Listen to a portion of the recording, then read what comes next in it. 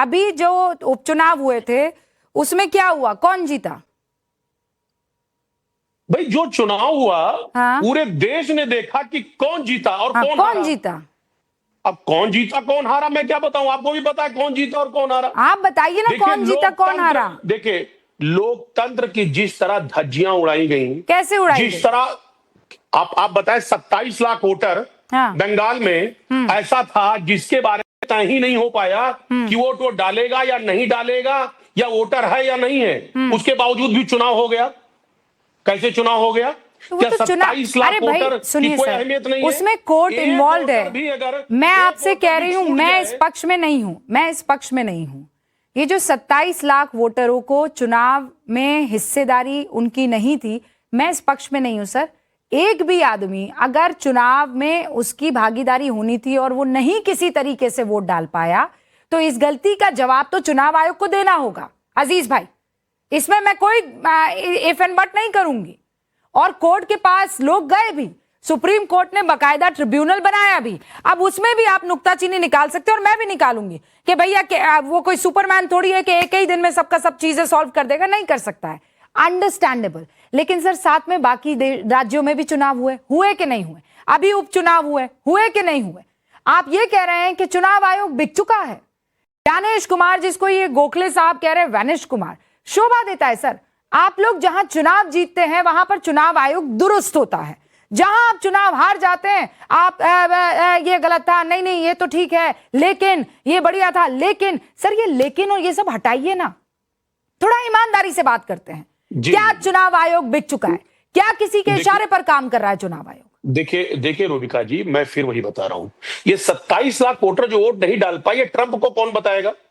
Trump को हो सकता है। अरे आप लगाइए ना फोन, आप बता दीजिए ना। मैं कह रहा हूं, अब आप ही के उस ट्रंप को आपको सब मालूम है सर, वो सारी चीजों पे नजर रखे हुए हैं। आप ही तो मानते ना उसे, नहीं सुपर ह्यूमन। आपने कहा कि कई और जगह चुनाव हुआ, बिहार में चुनाव हुआ, क्या हुआ बताइए? बिहार में किस तरह, बताइए ना, कितने लोग उसमें वोटर्स कितने काट दिए गए, वोट नहीं दे पाए, और वो इस देश के नागरिक हैं।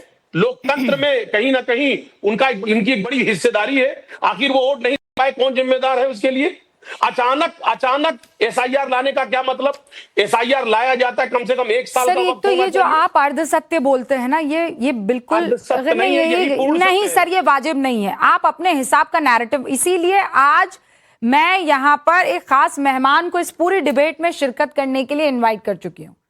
वो किसी पार्टी से ताल्लुक नहीं रखते, उनका कोई वास्ता नहीं है किसी भी पार्टी से, और इसीलिए भारत निर्वाचन आयोग के पूर्व संयुक्त निदेशक डॉक्टर मोहम्मद अमीन को मैंने यहां पर आज इनवाइट किया स्पेशली, कि आप जो बातें बता रहे, मैं फिर कह रही हूं कि चुनाव आयोग ने सारा काम बहुत शानदार किया, चलिए ताली बजाते, मैं ये बात कह ही नहीं रही हूं, लेकिन जो उसकी जिम्मेदारी है वो उसने निभाई, ईमानदारी से या बेईमानी से, इस पर जरूर मैं अपना पक्ष रख सकती हूं। और बाकायदा डॉक्टर मोहम्मद अमीन को इनवाइट किया गया। मोहम्मद साहब प्लीज जरा ये बात बता दीजिए कि ये जो अजीज साहब कह रहे हैं कि चुनाव आयोग ने अपना दुरुस्त नहीं किया, ट्रंप को ये सारी जानकारी नहीं थी, अगर जानकारी होती तो शायद आज जो बात ट्रूथ सोशल पर वो कह रहे वो ना कहते। बड़े पैमाने पर धांधली हुई है चुनाव आयोग की तरफ से, अगर मैं एक लाइन में रख अजीज भाई की बात को। रूबिया जी, जहां तक सवाल है अपोजिशन का, मैं इनके बारे में तो क्या कहूंगा। पहले बात तो यह है कि ट्रंप ने कहा क्या है यही उनको नहीं पता है, जो आज बैठ गए डिबेट में। पहले उसका टॉपिक पता करते। उन्होंने ये कहा कि जो इलेक्शन कमीशन ऑफ इंडिया है वो इलेक्शन का प्रोसेस सही करता है, और हमारे यहाँ जो होता है वहां पर वोटर लिस्ट नहीं है, वोटर आई कार्ड नहीं है, वहां धांधली होती है, ये कहा गया। सवाल इस बात का है। और ये जो इस तरह की बातें कर रहे थे, अभी जो पिछले चुनाव हुए हमारे 64 करोड़ और 60 लाख जो वोटर्स जो आए थे, जिसका भी ट्रंप ने जिक्र किया, उसमें ये बात कह रहे हैं कि वहां पर कुछ लोगों के वोट काट दिए गए। भाई देखिए, पहले इलेक्शन कमीशन की जिम्मेदारी होती थी और आज भी है कि अपने बीएलओ को भेज के वोट बनवाना, लेकिन अब ये जिम्मेदारी हमारे जागरूक नागरिक की भी है, जिसको वोट डालना है वो भी अपना वोट बनवाए और अपनी बात को पूरा करे। जहां तक सवाल है, इनका कहना है कि एसआईआर में टाइम और चाहिए था। अरे हम 10 साल देंगे तब भी नहीं पूरा हो सकता। ये इलेक्शन कमीशन ही ऐसा हिंदुस्तान का कमीशन है जो कि आज चुनाव सही समय से कराता है और हर चीज को ऑनलाइन कराता है। यानी हर चीज सिस्टमेटिक तौर से होती है। आप मुझे इस बात का जवाब दे दीजिए, कांग्रेस वाले से हम पूछना चाहते हैं कि 14 में कांग्रेस की सरकार थी, मैं वहां कमीशन में था, क्या 14 में कांग्रेस ने बेईमानी की जिसकी वजह से मोदी साहब को प्राइम मिनिस्टर बन गए? ये इस बात का जवाब है इनके पास।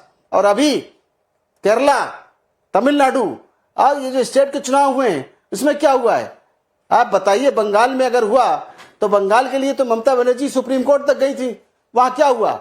इलेक्शन कमीशन के बारे में ये कहा गया सुप्रीम कोर्ट से भी कि legally they are right, article 324 के तहत उनका काम है इलेक्शन कमीशन काम कराना। ये लोग ईवीएम के लिए भाग के गए, ईवीएम के लिए भी सुप्रीम कोर्ट ने कहा नहीं सही है, और वीवीपैट की भी बात कहे। जिनका काम कुछ नहीं है, ये देश में बदनामी कराते हैं, जबकि इनको पता होना चाहिए कि अंतर्राष्ट्रीय स्तर का हमारे यहाँ ट्रेनिंग सेंटर है इलेक्शन कमीशन ऑफ इंडिया के पास, द्वारका में IIDM, जिसके अंदर डॉक्टर SY कुरैशी ने इनॉग्रेट किया था SAARC कंट्रीज के थ्रू। मैं वहां पर चीफ ऑफ प्रोटोकॉल था, और आज भी लोग ट्रेनिंग लेने आते हैं कि इलेक्शन कमीशन किस तरह से हिंदुस्तान में साफ सुथरे इलेक्शन कराता है, ईमानदारी से कराता है। लेकिन अगर विपक्ष की माने तो ये कहते हैं कि जानबूझकर SIR करवाया जाता है, जानबूझकर ऐसा किया जाता है कि भारतीय जनता पार्टी के एजेंट के तौर पर दिखे, कोई और नहीं, चुनाव आयोग। ज्ञानेश कुमार को आपने देखा ना, वैनेश कुमार तक पुकारने में परहेज नहीं होती है, तरह तरह के जो उपाधियां हैं उससे नवाजा जाता है। ये क्या बताता है? रूबिका जी, सवाल इस बात का है कि ये लोग अनपार्लियामेंट्री लैंग्वेज बोलते हैं, ये संविधान का इंसल्ट करते हैं। आज देखिए इनके आगे ना सुप्रीम कोर्ट है, ना CBI है, ना इलेक्शन कमीशन ऑफ इंडिया है, हर एक के लिए इंसल्ट की बातें करते हैं, जबकि उनको पता होना चाहिए कि इलेक्शन कमीशन ऑफ इंडिया जो है एक संवैधानिक संस्था है, उसके अंतर्गत इलेक्शन कराती है। आज से नहीं, आजादी सन 52 से लेकर आज तक करा रही है। और ये इस तरह की बातें करते हैं, बड़ी शर्मनाक बातें हैं। हाँ, शर्मसार बातें हैं। ये कोई और नहीं कह रहा है, Tehseen Poonawalla please take a note, ये कोई और नहीं कह रहा है, ये चुनाव आयोग के संयुक्त निदेशक रहे डॉक्टर मोहम्मद अमीन जो ये बात कह रहे हैं। लेकिन फिर भी आपको अभी भी एतराज है क्योंकि ट्रंप ने तारीफ कर दी। थैंक यू रूबिका जी, आपके साथ शो में शिरकत करने का मौका मिला इसलिए शुक्रगुजार हूँ। सबसे पहले मेरे दोस्त सिद्धार्थ भाई को बहुत बहुत शुभकामनाएं उनके नए रोल पे, मीडिया के को convener. All the best and may you do well.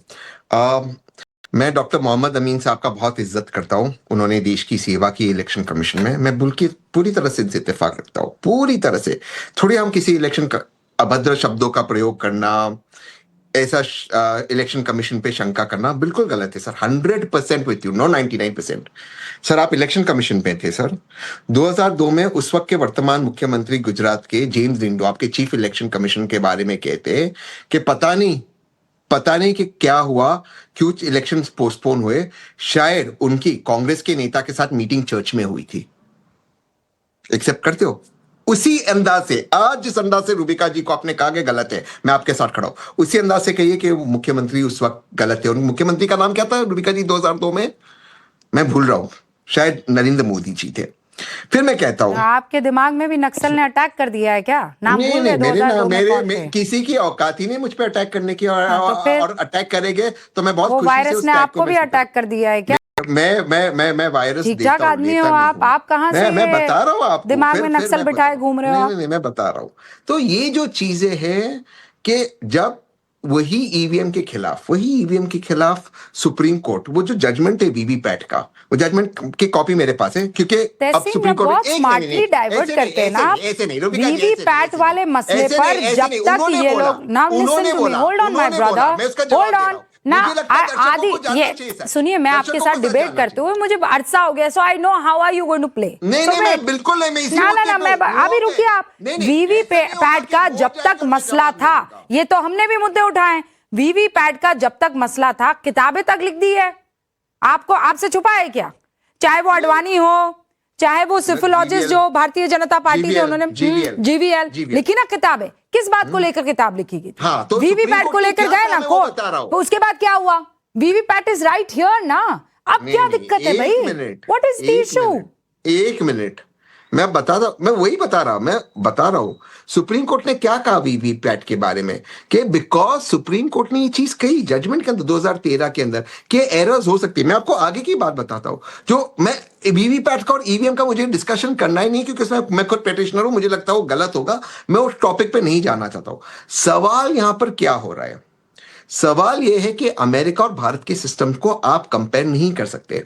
America एक फेडरल राष्ट्र है, उसके हर राज्य में अलग अलग इलेक्शन कमीशन इंडिपेंडेंट रहती, सेंट्रल अथॉरिटी के नीचे नहीं आते। उनके जो राष्ट्रपति का भी इलेक्शन होता, उस अलग अलग स्टेट्स के अलग अलग प्रक्रिया होती है इलेक्शन की। ये बात कितने लोग जानते हैं? अरे तहसीन एक लाइन में बताओ मुझे, नहीं प्लीज आप एक लाइन में बताइए, ऐसे नहीं सब समय मुझे एक लाइन में बताइए। What are you trying to say sir? मैं ये चुनाव आयोग क्या बिका हुआ है? मैं ये बताने की कोशिश कर रहा हूं। चुनाव आयोग क्या बीजेपी के एजेंट के तौर पर काम कर रहा है? हाँ या ना में जवाब दीजिए मुझे। मैं मानता हूं कि जो चुनाव आयोग की भूमिका थी महाराष्ट्र के चुनाव में और बिहार के चुनाव में, वो बिल्कुल प्रॉब्लमैटिक था। और वेस्ट बंगाल के चुनाव में देश के नागरिकों को बाहर रखना, जब चुनाव के पहले 1600 जो टोटल 27 लाख में से 1600 की सुनवाई हुई, 1598 को वापस डाला गया उस लिस्ट के अंदर 99%। ये गलत था। ठीक है, समझ गई, लेकिन अभी भी मेरे सवाल का आपने जवाब नहीं दिया है। क्या चुनाव आयोग बेईमान है? मुझे नहीं लगता कि कोई भी इंस्टीट्यूशन बेईमान है, लेकिन जो रोल सरकार के दबाव में, उन्होंने महाराष्ट्र में, आप देखिए, मैं 10 सेकंड लूंगा, उससे ज्यादा 10 सेकंड से अधिक नहीं लूंगा, 10 सेकंड से अधिक नहीं लूंगा, 10 सेकंड आपने रोका नहीं, 10 सेकंड। बिहार के अंदर चुनाव के समय 10,000 रुपया ट्रांसफर करना एज अ ग्रांट, जो स्कीम 3 महीने पहले अनाउंस भी नहीं हुई है, मैं फिर ये आपसे गलत कह रही हूँ, ये ब्राइब है। आप गलत चीजों को गिनवाते रहिए। मैं मोटा मोटी एक प्रश्न आपसे कर रही हूँ, मैं उस प्रश्न का जवाब आपसे चाहती हूँ।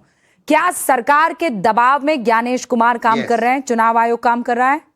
मैं व्यक्तियों के नाम नहीं लूंगा, लेकिन सरकार का दबाव था, वरना बिहार में 10,000 रुपया नहीं अलाउड करना चाहिए। वही जब कांग्रेस की छत्तीसगढ़ में सरकार थी, उसको अलाउ नहीं किया और बिहार में अलाउ किया, 10,000 दिया और चुनाव के बीच में दिया और ग्रांट की तरह दिया और उसके बाद पैसे कांग्रेस के आर.के. त्रिवेदी क्या चुनाव आयोग को जब संभाल रहे थे, मुख्य चुनाव आयुक्त रहे थे, वो कांग्रेस के दबाव में थे? मुझे नहीं पता कौन कांग्रेस के दबाव में था, वी.एस. रमा देवी क्या वो कांग्रेस के दबाव में थे? मैं किसी भी इंडिविजुअल की बात ही नहीं कर रहा हूं। मैंने क्या टी.एन. सेशन ये कांग्रेस के दबाव में थे? टी.एन. सेशन ने एम.एस. गिल क्या ये कांग्रेस के दबाव में थे? चुनाव लड़ा, कांग्रेस के खिलाफ लड़े। जे.एम. लिंगदो क्या ये कांग्रेस के दबाव में थे? वो आप मोदी जी से पूछिए। मोदी से कैसे पूछ लूं मैं? मोदी सर से पूछे क्या क्या बोला उनके बारे में, पूछे मोदी सर से। नहीं मुझे ये, अरे भाई कांग्रेस में शामिल हुए ना वो ये सारे नाम जो मैं बता रही हूँ, ये सारे नाम, हाँ चुनाव आयुक्त रहे और बाद में कांग्रेस के खिलाफ लड़े थे चुनाव। अरे टी.एन. सेशन ने कांग्रेस की टिकट पे चुनाव लड़ा था। What is wrong with you? के खिलाफ लड़े थे। सच में ये नक्सल आप ये नक्सल आपको अटैक कर गया है। यू नहीं, ये दिमागी नक्सल आपके दिमाग में है, मैं मान गई हूँ। टी.एन. सेशन कांग्रेस के टिकट पर लोकसभा का चुनाव लड़े हैं भैया, दिसंबर का चुनाव कांग्रेस के खिलाफ। अरे भैया टी.एन. सेशन मैदान में उतरे थे और वो भी लाल कृष्ण आडवाणी के खिलाफ 1999 में। करेक्ट, लोकसभा। क्या लोकसभा? पर राष्ट्रपति का चुनाव कांग्रेस के खिलाफ लड़े थे। देख लीजिए, चेक कीजिए। Don't be very smart sir. चुनाव लड़े हैं कि नहीं? अरे आप ही का कांग्रेस के टिकट पर चुनाव लड़े हैं कि नहीं लड़े हैं वो? और कांग्रेस के खिलाफ भी लड़े। अरे खिलाफ क्या होता है? शुरुआत कहां से? राष्ट्रपति। एंड कौन थे जरा ये भी बताइए ना, कौन टी.एन. सेशन बताइए। चीफ इलेक्शन कमिश्नर थे, बीजेपी के फेवरेट थे, इसलिए तो कांग्रेस के खिलाफ लड़े राष्ट्रपति का चुनाव। ऑलराइट, सिद्धार्थ यादव मोहम्मद साहब को। हाँ, सारी चीजें ना आप ये सब मैं इसलिए करती हूँ ताकि जनता को समझ में आ जाए कि आप लोग कैसा खेला खेलते हैं, है ना? सिद्धार्थ यादव, ट्रंप ने तारीफ कैसे कर दी? ये तो सीज फायर वाले अंकल है ना? रूबिका जी नमस्कार, आपके दर्शकों को मेरा नमस्कार। मैं पहले तहसीन भाई की बात का, सिद्धार्थ जी, तहसीन की भी और हमारी भी बहुत धन्यवाद रूबिका जी, आपका भी और तहसीन जी का भी। और तहसीन जी की बात का जवाब देकर के ही मैं शुरुआत कर देता हूं। तहसीन भाई ज्यादा तो नहीं कहूंगा, रूबिका जी ने उदाहरण दे दिया, पर एम.एस. गिल तो आपको याद होगा। याद है या भूल गए? इलेक्शन कमीशन रहे 11 साल, फिर राज्यसभा में ले आए, फिर मंत्री बना लिया, कांग्रेस पार्टी ज्वाइन करा ली, चुनाव आयुक्त को 11 साल चुनाव पे चुनाव करवाए, सरकारें गिरवाई, फिर कांग्रेस ज्वाइन करवाई, राज्यसभा में भेजा और फिर उनको मंत्री बना लिया। वो कांग्रेस पार्टी स्वच्छता की बात करती है। खैर छोड़िए, चलिए, कांग्रेस का इतिहास देश बहुत अच्छे से जानता है रूबिका जी। पर मैं भी अजीज साहब को सुन रहा था और अजीज साहब ने कहा, अरे ट्रंप को कौन समझाएगा कि भारत में एसआईआर में क्या हुआ, जब यही ट्रंप भारत की सेना की बयान के विरुद्ध आकर के ये बात बोल रहे थे कि मैंने सीज फायर करवाया, तब तो अजीज साहब ने नहीं बोला कि ट्रंप को कौन समझाएगा कि भारत की सेना क्या कह रही है। दर्द अभी क्यों होता है रूबिका जी? सारा दर्द अभी क्यों? जो ट्रंप इतने अच्छे लगते थे, जिनका बयान सारा अच्छा लगता था, उन्होंने जैसे ही भारत की चुनावी प्रणाली की बात करी और उसमें बहुत पिन पॉइंटेड बात करी, 64 करोड़ 60 लाख वोटर्स एक चुनाव में वोट हो जाना, वोटर आईडी कार्ड के माध्यम से हो जाना, 1% से कम मेल पे वोट होना, ये अमेरिका इमेजिन नहीं कर सकता। उनके यहां इतना बड़ा वोटर बेस हो जाना या वोटर आईडी कार्ड्स के साथ वोट होना उनकी कल्पना के परे है। उसको उसकी दिक्कत अजीत साहब को होगी, वो कांग्रेस पार्टी को होगी। और हमने कुछ दिन, आपको रूबिका जी ध्यान होगा भी, कुछ दिन पूर्व इंडोनेशिया ने भी भारत के चुनाव आयोग की तारीफ करके एक एमओयू साइन किया। उन्होंने कहा हमको ईवीएम्स चाहिए, हम इस प्रणाली में चाहते हैं, तब भी कूदने लगे थे। मेरा प्रश्न केवल एक छोटा सा है रूबिका जी, क्या भारत की चुनावी व्यवस्था जो परिपक्व हो चुकी, देश की अदालतों से गुजर चुकी, हर प्रक्रिया अदालत की निगरानी में हो चुकी, क्या हमको हमारे संविधान और लोकतंत्र में इतना भरोसा नहीं कि कोई कुछ टिप्पणी करे उस पर छोड़ देंगे और कूद जाएंगे? नहीं, ये क्या विपक्ष हुआ? नहीं, ऐसे नहीं होता है। ये सबसे तो निकल सकता है, लेकिन द मोस्ट इंपॉर्टेंट इज 10 जनपद सर, डोंट फॉरगेट इट। वहां से भी होकर गुजरना होगा, तब जाकर सारी चीजें दुरुस्त हो पाएंगी। विजय विद्रोही जी, क्या ये बात सही नहीं है? जो देश भारत से चुनाव पर्यवेक्षक मंगवाते हैं, या अमित स्याही जो यहां भारत से लेते हैं, या फिर जो ईवीएम मशीन्स ले रहे हैं, चाहे वो भूटान हो, नेपाल हो, नामीबिया हो, बाकी सारे मुल्क भी आ गए। और अब तो ट्रम्प भी कह रहे हैं कि सीख लो भैया, कुछ नहीं सीखे। देखिए, बात ट्रंप पर की जाए, ट्रंप तक सीमित रहे तो बेहतर होगा। पहली बात तो मुझे लगता है कि ट्रंप को इतना सीरियसली लेने की जरूरत नहीं है। अमेरिका के लिए कहा जाता है कि अमेरिका से दुश्मनी बुरी है, लेकिन अमेरिका से दोस्ती और ज्यादा बुरी है। ट्रंप किसी की आलोचना करे तो बुरा है, और ट्रंप अगर किसी की तारीफ करे तो उसके पीछे मंशा जाननी जरूरी है। कुल मिलाकर ट्रंप ने क्या कहा? पहली लाइन कही कि ज्ञानेश कुमार ने हमारे प्रशासन से पूछा कि आप अमेरिका में बिना फोटो आईडी के कैसे चुनाव करा लेते हैं। तो ज्ञानेश जी ने ये सवाल क्यों पूछा? क्या भारत में बिना फोटो आईडी के चुनाव कराने का इरादा है या कोई और कुछ है इरादा, मुझे नहीं पता। हाँ। दूसरा, वो कह रहे हैं 65 करोड़। अगर वो मतदाता पहचान पत्र की बात कर रहे हैं तो ये टीएन शेषन ने 1993 में लागू किया था। अगर वो दूसरे आई कार्ड की बात कर रहे हैं तो वो ज्ञानेश कुमार जी के पहले से लागू है, जिसमें पासपोर्ट है, पैन कार्ड है, आधार कार्ड है, राशन कार्ड भी पहले हुआ करता था। अब रूबिका जी, ट्रंप ने ये क्यों कहा? सेव अमेरिका एक्ट उनका प्रतिनिधि सभा में पास हो गया है, सीनेट में पास करना है, नवंबर में मिड टर्म पोल होना है। 65% उनकी हार की आशंका है। उनकी पॉपुलैरिटी 40% से नीचे आ गई है।